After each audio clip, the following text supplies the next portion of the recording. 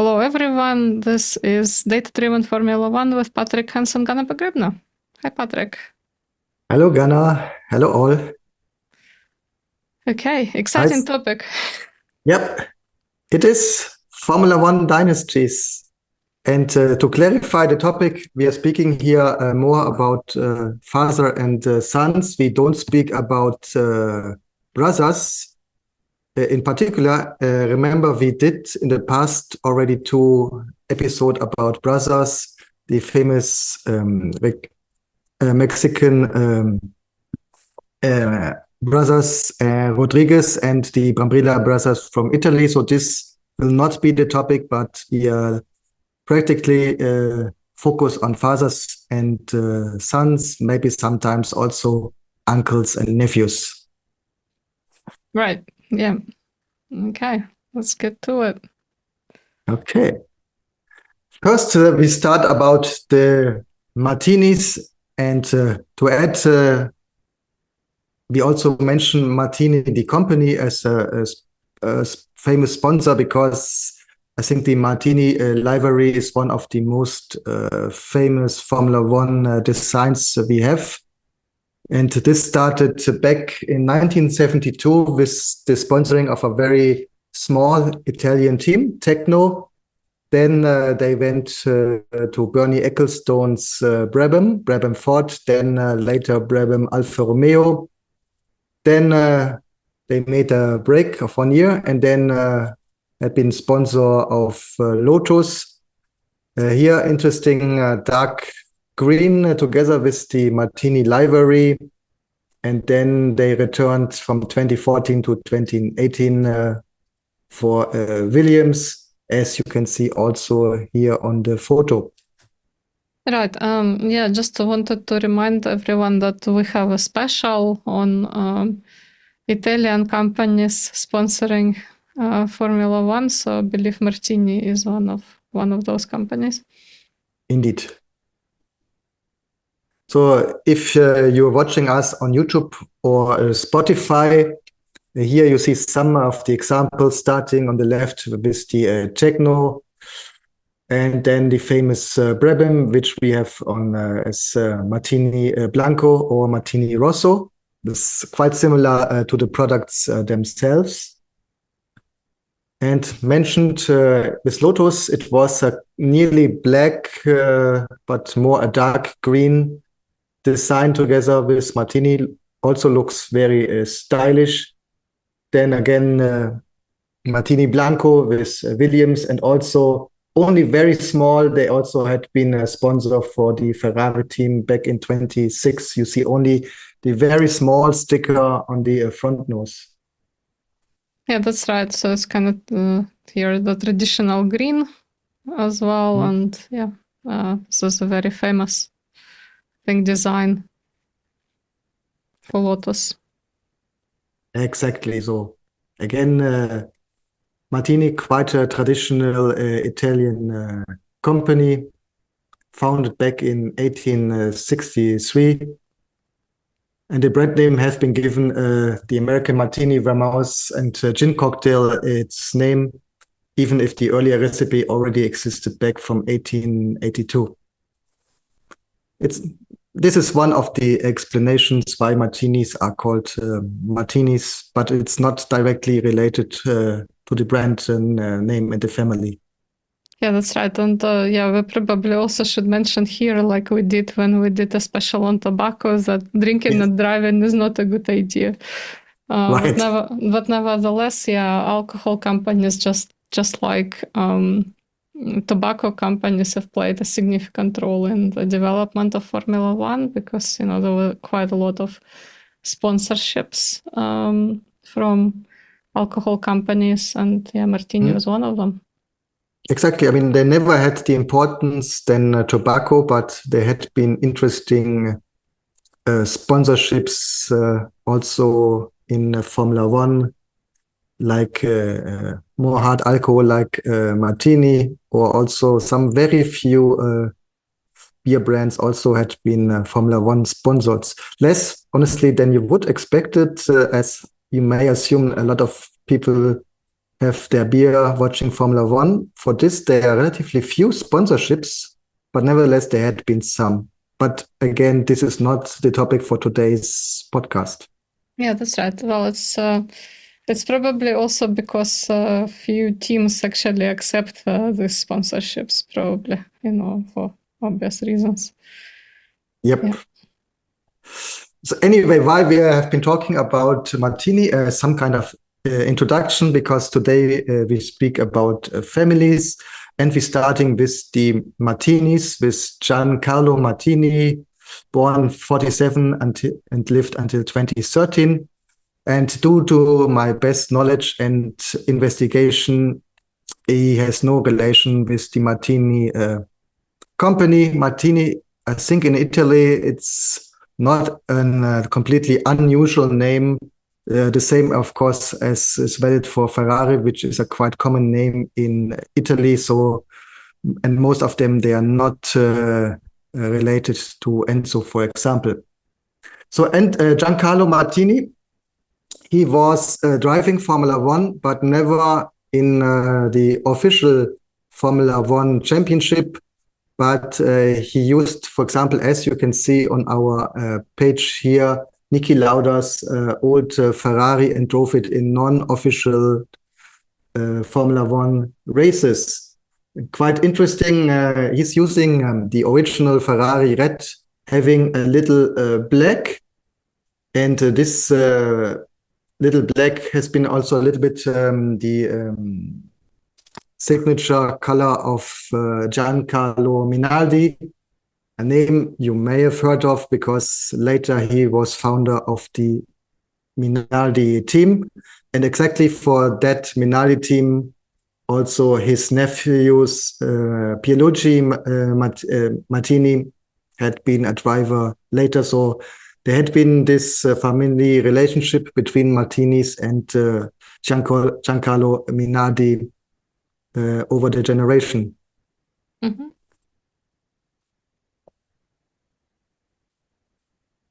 Here you see the car which was used by Giancarlo, especially interesting the 1991 season, where he achieved 6 points, which is a big achievement for this understaffed and Minardi team, always participating with a small budget. And with this, he achieved the 11th position in the championship. Later, and this will be maybe also a topic for a different podcast, he became more famous in endurance race, especially winning the 24 hours of Le Mans. Yeah, I think it's more sort of kind of more well-known fact than their Formula One participation. Yes. But yeah, there was a consistent participation for many years. So yeah, and definitely we already discussed with Patrick in several episodes how this smaller teams have provided nice testing ground for many famous drivers who kind of started in these relatively small and low budget teams and then proceeded to larger, more famous teams. Yep. So next family, the Andrettis. I think everybody knows this name, still quite active at the moment because there are discussions that Andretti would like to enter Formula One together with Cadillac, which Formula One management is not so happy about. So until the moment, this request is declined due to the official comment that they would not offer benefit for the Formula One sports, which you may have, of course, a different opinion because Andretti, I think, especially in the US, is one of the most famous names related with Formula One. Yes, that's right. So I think it's probably the most famous American American family of champions. Well, not one of them is not a champion, but in a sense, Formula One drivers, let's just say. So definitely would have attracted a lot of attention from the States. Yep. So, of course, known as Mario Gabriele Andretti as the father, one-time champion in Formula One. And besides this, he nearly raced everything which had four wheels. We did a special episode also speaking about his background as a practically double immigrant, first immigrating to Italy, to the main Italy after World War II, and then immigrating from Italy to the US. So if you're interested, a very interesting history, very interesting biography, which we touched in our special episode about Mario Andretti. Mario Andretti, champion in IndyCar series. I remember he had been one year in Formula One, which had been a quite interesting swap at that year. The reigning Formula One champion Nigel Mansell switched to IndyCar, and the actual reigning IndyCar champion switched to Formula One with very different output. Nigel Mansell won IndyCar, and Michael Andretti unfortunately had the situation as he joined the team with Ayrton Senna. And of course, Ayrton Senna, the legend, the whole team focusing on Senna. So also, he not only had the problem racing against one of the best there ever had been, but also battling with the topic that the car was, of course, not set up, not developed for him. And he didn't had a great year. I think we can conclude also many accidents. Of course, there had been rumors questioning a little bit about his fitness, as in difference to other Formula One drivers. He always seemed to be a little bit overweight, I remember. So at the end, only 13 entries after the 1 year experience, he directly went back to IndyCars. Yeah, maybe an experience he wanted to forget.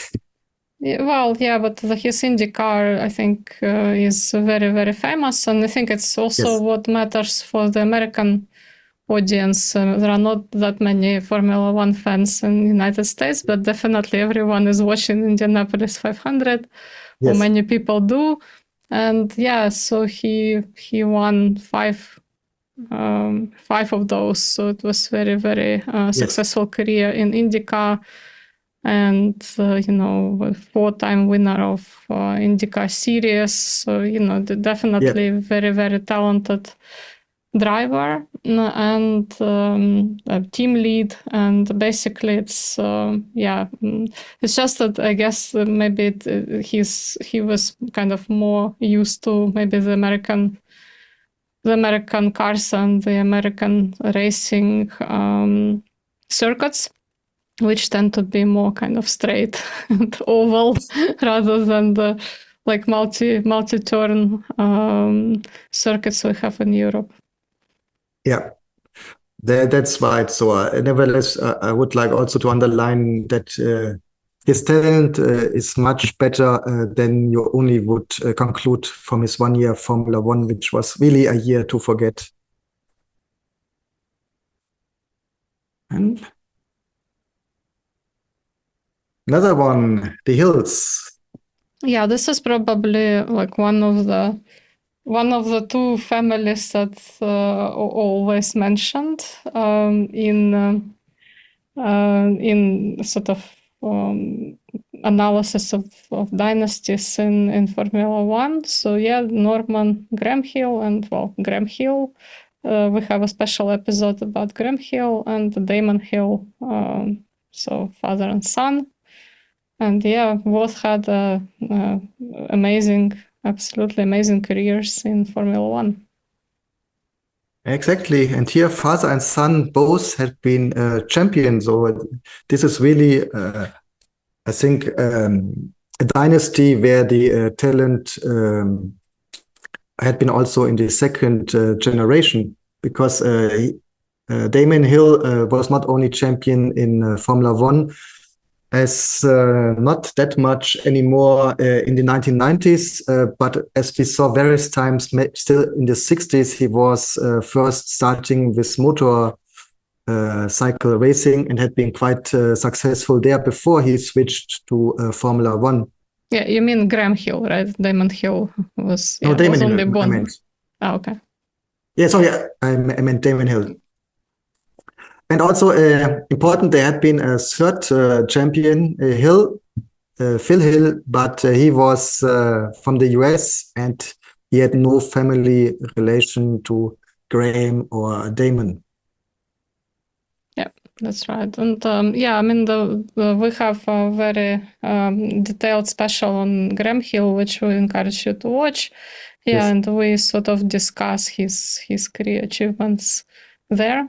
Yeah. Yeah, especially also him.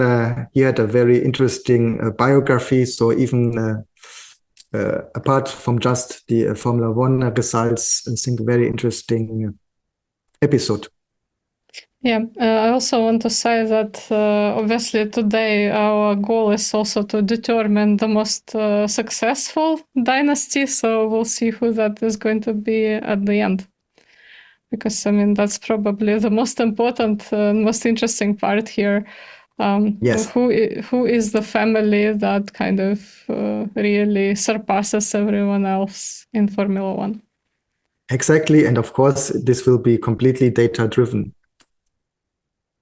And maybe candidates for the title are also the Rosbergs, Keke, Keisho Erik Rosberg, and his son Nico Erik Rosberg, both both one championship and I think both quite minimalistically winning the championship. So meaning not always driving at the absolute limit, but winning the championship with the points they needed. Yeah, that's right. And again, this is the pair that is normally compared to the Hills, because obviously the Hills also both champions, and except Graham Hill was two times world champion, and Damon Hill one time world champion. I mean, here we have a relatively kind of equal situation, and pretty much also kind of similar in terms of career path, like retiring quite shortly after winning the championship, kind of at the peak of the career. So so basically, I think also very interesting strategy here in terms of exit from professional sport. And we discussed with Patrick in a separate episode how different drivers had successful careers after Formula One. So obviously Nico Rosberg is one of those people, having kind of different investments in different types of businesses, including Formula E, which he's a big sort of supporter of. That's right. Then another famous name, the Piquets, of course, first of all, Nelson Fredo Piquet Sotomayor, three-time champion. And we had also an episode already about him, very fascinating character. So it was really a great discussion. Again, if you're interested, look out for this episode. And here we have his son, Nelson Angelo Kamsa Piquet Sotomayor. And we discussed him about in the episode about Felipe Massa, because unfamously there was a famous controversy associated with him and Felipe Massa. Right. When Felipe Massa effectively just lost his championship as a result of something that Nelson Piquet Jr. did. Yeah, I was just looking which name he used. Yeah, right, Nelson, because he got the famous. It seems he got the famous call from the Renault box to cause an accident, so that there would be a safety car out helping his team colleague, and due to this, practically this was the end of his Formula One career. If you are interested in a little bit more details about this, we recommend the episode about Felipe Massa, where we discussed this potential accident quite on detail. Yeah, Senna's. Well, that's quite an interesting comparison, because it's probably incomparable to people, but yes, nevertheless. Yep. Yes.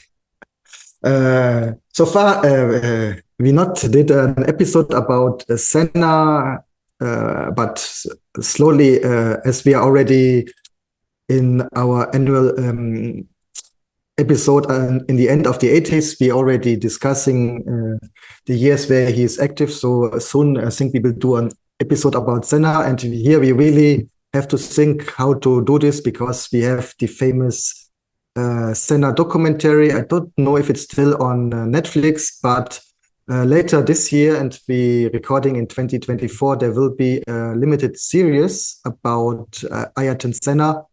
So we really have to think what topics we should cover in that episode to present you something different. I have some ideas, but we still have to see how this works out. And as you've said, Ayrton Senna, completely contrary character to Nelson Piquet, one from Sao Paulo, one from Brasilia / Rio de Janeiro, and not the biggest friends, to say it that way. Quite interesting, disregarding there was an idea of FIA management, Bernie Ecclestone, to have later a team which would have featured Nelson, Fittipaldi, and Bruno Senna as team colleagues. Never realized, but this was an idea, especially, of course, attractive for the Brazilian Formula One teams. But similar to the Piquets, also here, the father, a legend, and the next generation, unfortunately, could not live up to this standard. Yeah, we also need to say, well, for those, I'm sure that many people know, but Bruno Senna was not as the son, he was the nephew. Yeah. And he had a different last name, but he changed it for the purposes of racing. Yeah, in the championship. Yeah, so just to be able to sort of by association, I guess, attract some sponsorships to be able to do that. And unfortunately, not a very successful career. To be honest, I don't know what he does now, but in Formula One, it wasn't very, very successful. No, after this, he changed to endurance racing. I'm not sure either what he's doing now. Of course, it's not always a question of talent. We discussed it many times before. It also depends being at the right moment, at the right team. Yeah, but I mean, if you look at Ayrton Senna, I mean, when he started in Tolman, it also wasn't much, let's just say. Yeah. Let's just put it that way. But then, yes, of course, with Lotus and McLaren, he was a lot more lucky with the cars. Yes. But I mean, it's always unfair to compare, let's say, the next generation to somebody like Ayrton Senna or Michael Schumacher, because they have been really like driving from a different planet. So, well, yeah, I think that's true, Patrick. But then on the other hand, you probably shouldn't use the same last name if you don't want to be compared, right? Yeah, you're right. You have the choice of not using it. You're right. But you're making the conscious choice, so people will ultimately make the comparison. Yeah, there, of course, you're completely right. And speaking about the devil, and not saying that he was the devil, just as you would say this in Germany, here are the Schumachers. with Michael Schumacher, 7-time champion, and his son Mick Schumacher, who, to be fair with Mick, he is a talented driver, and he made it to Formula One with winning the lower classes, but then he had, let's say, the bad luck, maybe not being at the right team, at the right place. And with this, lost his seat in Formula One at the moment, is reserve driver for Mercedes, and now will start the first time in Le Mans. Yes, it would be interesting how that career develops. Obviously, it's a very hard case to follow. Yeah, the problem now for him is that there are many talented drivers waiting to enter Formula One. So his hopes are, of course, to return. But I think the chances are not too good right at the moment, to be honest. That's right. Well, we'll see what happens. Yep. And exactly one of the names of a driver who is looking for a seat right at the moment for next year is Carlos Sainz Jr., son of Carlos Sainz Sr., surprisingly. And Carlos Sainz Sr., not known for Formula One, but famously from the rally sports, where he won championships everywhere around the planet. So really one of the most famous rally drivers there had been.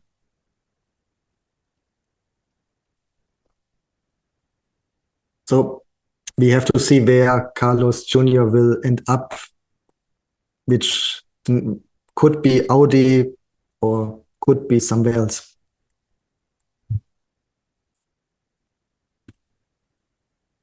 Yeah, Magnussens. That is a name I haven't seen for a long time until we decided to do this episode. Yeah. But definitely, yeah, also very talented family of drivers. Yeah, and we don't get to speak about Scandinavian drivers too much, but yeah, they're from Denmark, which is even more rare. Mostly, I guess, we speak about Sweden and Finland in the context of Formula One. Denmark is not surfacing that much.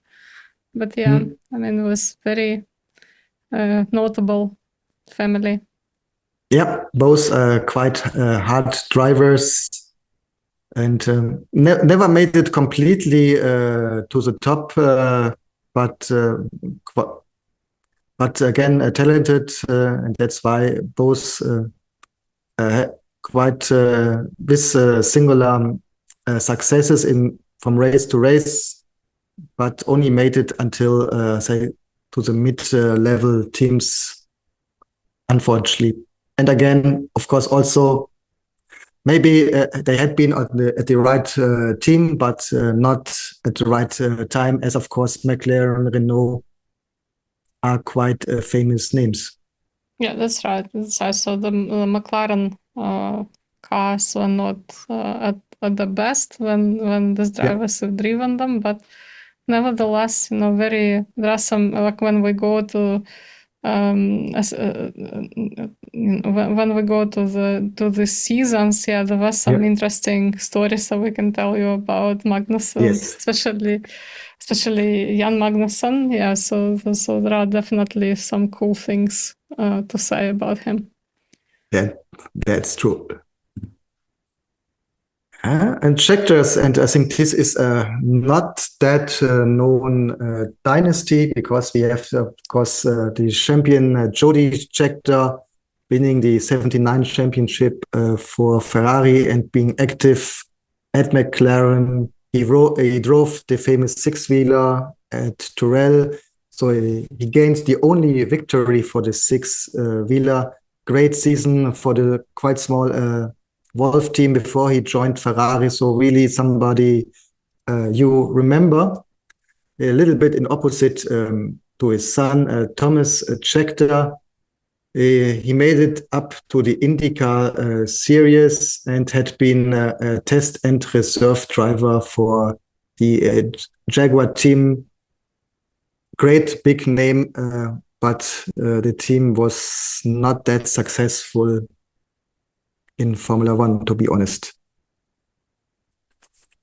Yeah, that's right. And we have again a special episode on George Scheckter. We've talked about his career in great detail. And again, yeah, I would suggest I will refer you to that episode. And I think we mentioned George Scheckter in several other episodes throughout the series that we're doing. So definitely notable figure in Formula One, and yeah, a champion. Indeed.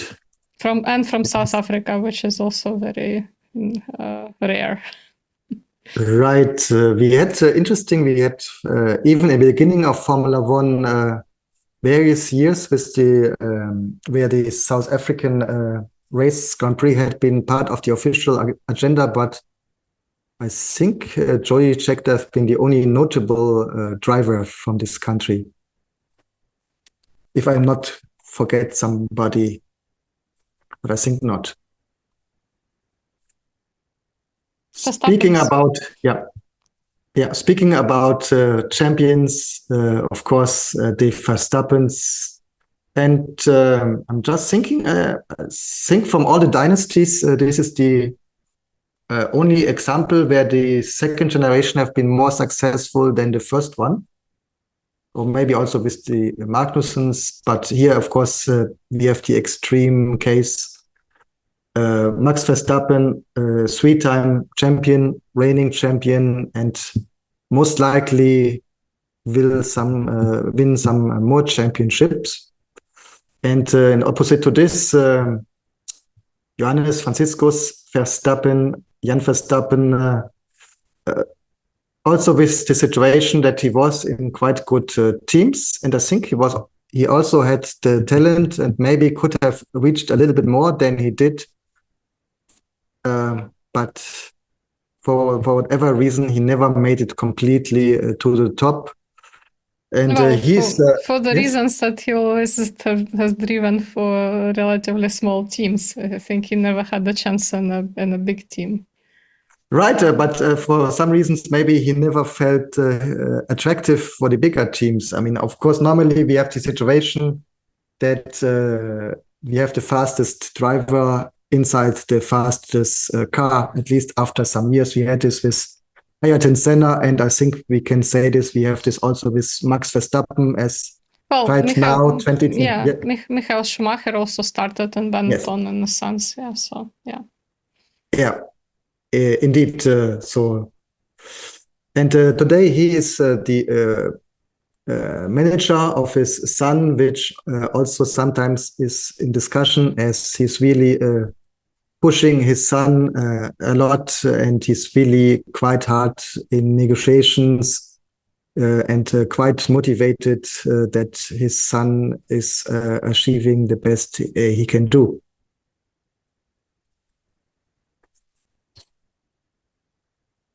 So also maybe a candidate for the most successful dynasty. We will see later. Mm-hmm. Other famous names. The Villeneuves from Canada. We did already a special episode about Gilles Villeneuve, always driving on the limit for McLaren, and then of course for Ferrari, 6 victories in 68 entries, and but never made it to a championship. Maybe exact for the same reason that he always drove on the limit, and in opposite to drivers like, let's say, Alain Prost, not understood where he should have used 90% to gain enough points instead of being at and over the limit. Yeah, that's right. So we have quite an interesting episode about him. So please check it out. Yeah. And his son, Jacques Villeneuve, on the racetrack, quite similar, also practically always driving on the limit. Even if in some interview he mentioned that he practically never met his father that much because he was always away. So he practically only remembered his father from the TV. The footage, Nevertheless, yes.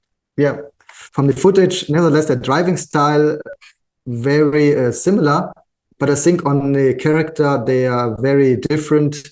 As Jacques Villeneuve is very direct, always in the interviews, where his father, Gilles Villeneuve, was a very polite person in interviews, and so the complete opposite to his driving style, practically. Yeah, and Jacques Villeneuve, well, like you said, Patrick, so this is another example when we have a world championship champion in the second generation Yes, rather than in the right. first. But I mean, of course, there are some circumstances around Gilles Villeneuve that, you know, prevented him from us from achieving the championship, and because, you know, for obvious reasons. Yeah. You need to watch the special to understand why, but yeah, I mean, it's sort of, yeah, maybe he just didn't have enough opportunities. Yeah, exactly. Important point not to misinterpret what I've said. I said maybe it was because he always drove on the limit, but also he wasn't at the right time in the right car. Tragically, when he died in '82, he had been in the right car. This we can see because Ferrari won the Constructors' Championship, and the car was clearly that year the best car on the track. That's right. Yeah, not very famously, Jill had also a brother called Jack, and he participated for Eros and March from '81 to '82. Not with a higher impact, so that's why it's quite forgotten. Interesting fun fact: Jacques Villeneuve's godfather was the good friend of Gilles Villeneuve, fellow Formula One driver Patrick Tambay, who practically replaced Villeneuve also after his death at Ferrari.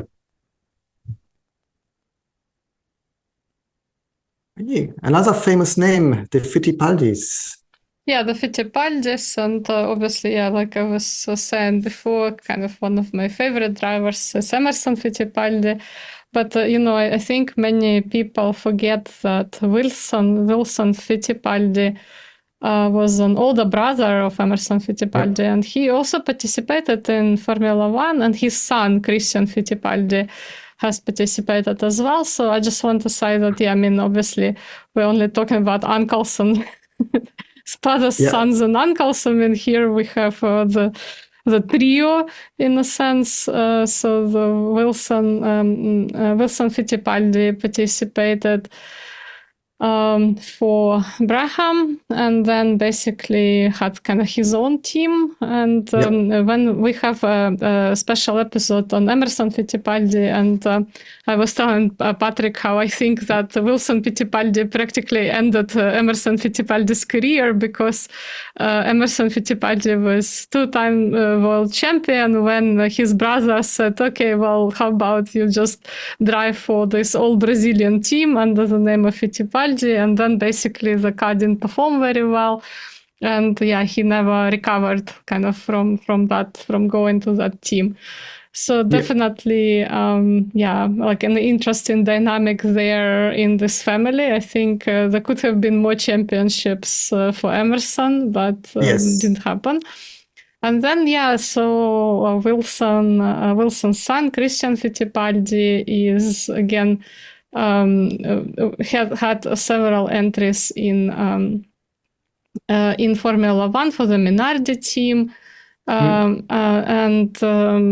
He's probably more famous for his NASCAR performances and less for Formula One. But yeah, he, as you can see, was not as successful as his uncle. But nevertheless, he had 7 wins, which is quite remarkable, I think. Yep, Christian Fittipaldi has been one of the examples, I think, where they had been the talent, and maybe because he not found a seat in a real competitive car, he decided, if I remember it right, to switch to the US IndyCar series, where he got access to a team where he can gain victories. So I think he took the strategic decision. Do I want to stay in Formula One in a lower midfield team like Minardi or Footwork, or do I want to go to IndyCar where I have a car where I can win races? And he decided my future is in the US and not in Formula One. And also here I had, of course, Emerson Fittipaldi's legacy, because after the adventure with the Fittipaldi team, he became a famous IndyCar racer and winner. So, of course, the name helped also in the US. Yeah, that's right. And yeah, well, I mean, there probably are multiple reasons here as well, because I guess American market for Indianapolis is probably much bigger. In terms of profitability as well. So I guess there could have been multiple reasons involved here, including financial. But yeah, I mean, I agree that if you feel that you can make more impact in a different competition, that's probably the right move to make. Yeah. So now. Okay, so now we're coming to probably the most interesting part. Yeah. Which is so kind of comparison of the families. And I mean, I have to say that even though, if you watch this on YouTube or Spotify, you can see that, Schumachers, Verstappens, and Sennas are at the top. With obviously Schumachers having 7 championships between them. But it would be probably unfair to place these 3 families on top. I mean, I just want to kind of talk a little bit around it.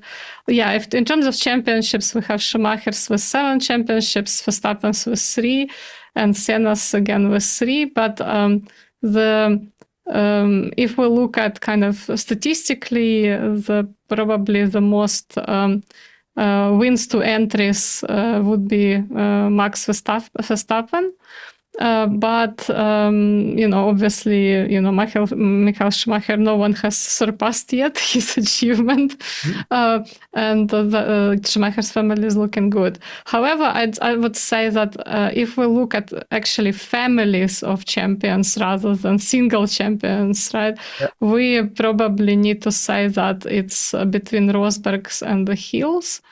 And so when we look at Rosbergs, we have 1 win. The statistics for Rosbergs is better than that for the Hills. But yeah, on championships, let's say the Hills would surpass, because they have 3 titles and Rosbergs have 2.